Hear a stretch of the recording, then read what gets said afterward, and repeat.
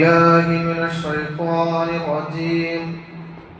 بسم الله الرحمن الرحيم. الحمد لله رب العالمين. الصلاة والسلام عليك يا رسول الله. الصلاة والسلام عليك يا حبيب الله.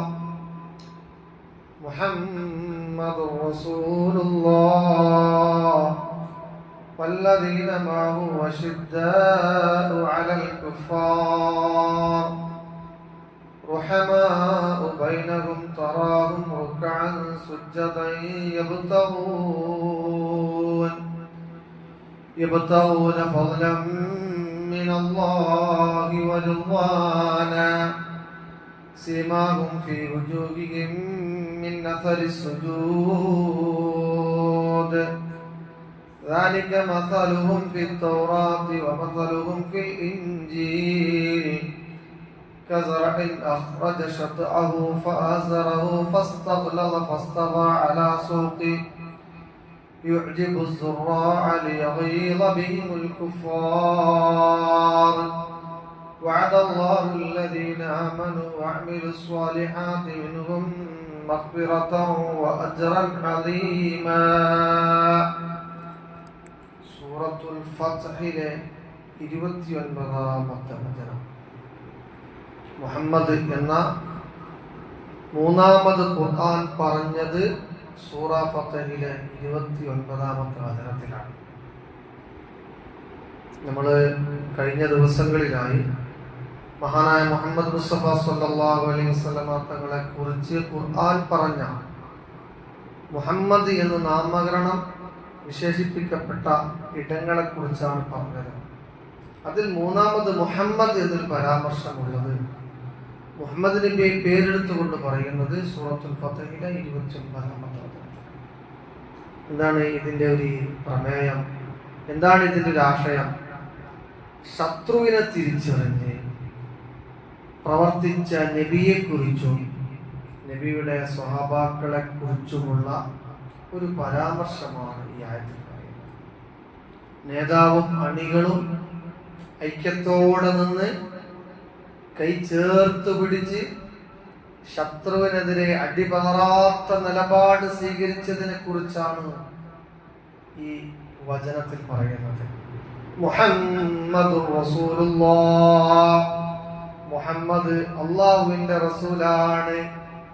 വല്ലദീന മഅഹു, മുഹമ്മദ് നബി സല്ലല്ലാഹു അലൈഹി വസല്ലമ തങ്ങളുടെ കൂടെയുള്ള ആളുകളും അശിദ്ദാഉ അലൽ കുഫാർ, നബിയും നബിയുടെ കൂടെയുള്ള ആളുകളും അശിദ്ദാഉ അലൽ കുഫാർ, സത്യനിഷേധികളോട് കർക്കശമായ നിലപാട് സ്വീകരിച്ചവരാണ്.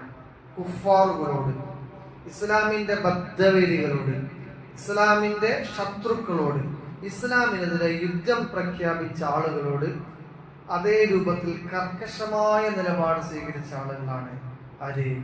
മഹാനായ മുഹമ്മദ് മുസ്തഫ തങ്ങളും സഹാബാക്കളും. ശത്രുക്കളോട് ശക്തമായ നിലപാട് തന്നെ സ്വീകരിക്കണം. ഒരു അയഞ്ഞ സമീപനം സ്വീകരിച്ചാൽ, നിലപാടിൽ അയവ് സംഭവിച്ചാൽ വിജയിക്കാൻ സാധിക്കില്ല. അതാണ് ഒന്നാമത് പറയുന്നത്, ശത്രുക്കളോട് ശക്തമായ നിലപാട്. എന്നാലോ റുഹമാഉ ബൈനഹും, അവർ അന്യോന്യം സ്വഹാബാക്കളും മുഹമ്മദ് മുസ്തഫ സല്ലല്ലാഹു അലൈഹി വസല്ലമ തങ്ങളും പരസ്പരം കടുത്ത സ്നേഹത്തിലും കരുതലിലും കരുണയിലുമാണ്. അതാണ് നിലപാട്.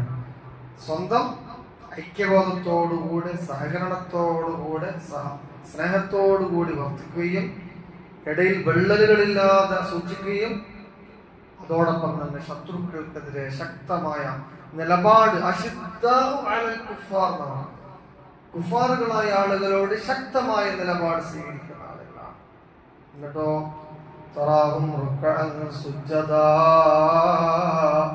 ഇങ്ങനെയുള്ള നിലപാട് സ്വീകരിക്കുന്ന ആളുകളാണ് ഈ മുഹമ്മദ് നബിയും സഹാബാക്കളും. തറാഹും സുജ്ജദാ.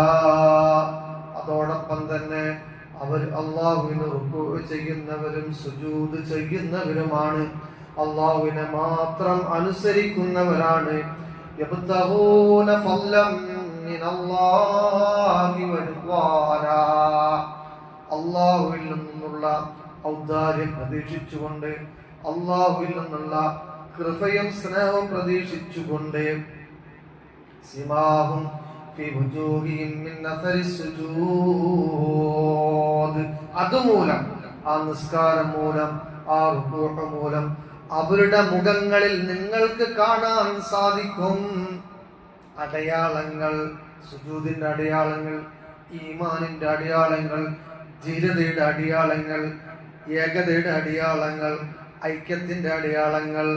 അവർ സുജൂദ് ചെയ്തത് ഫലമായി അവരുടെ മുഖത്ത് അത് പ്രകാശിതമായിട്ട് കാണാൻ സാധിക്കും.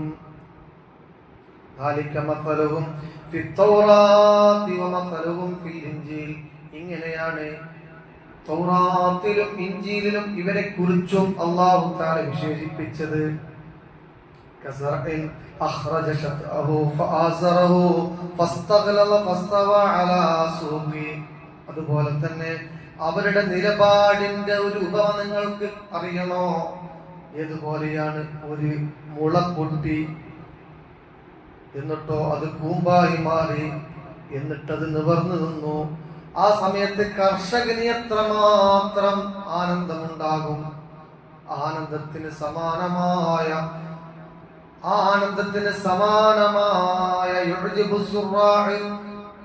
കർഷകന് എത്രമാത്രം അത്ഭുതകരമായിരിക്കും.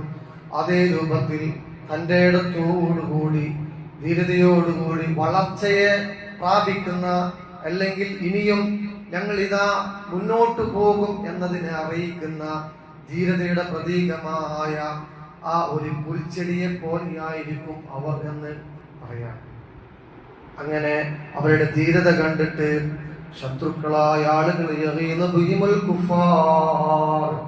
ഈ ധീരത കണ്ട്, ഈ ഐക്യം കണ്ട്, ഈ സ്നേഹം കണ്ട് ശത്രുക്കൾ പോലും ഭയപ്പാടിലാകും. അതാണ് നിലപാട്. വിശ്വാസികളുടെ നിലപാട് ഓർത്തുകൊണ്ട് ശത്രുക്കൾക്ക് ഭയമുണ്ടാകണം, ശത്രുക്കൾ പിന്തിരിയണം. ഇതാണ്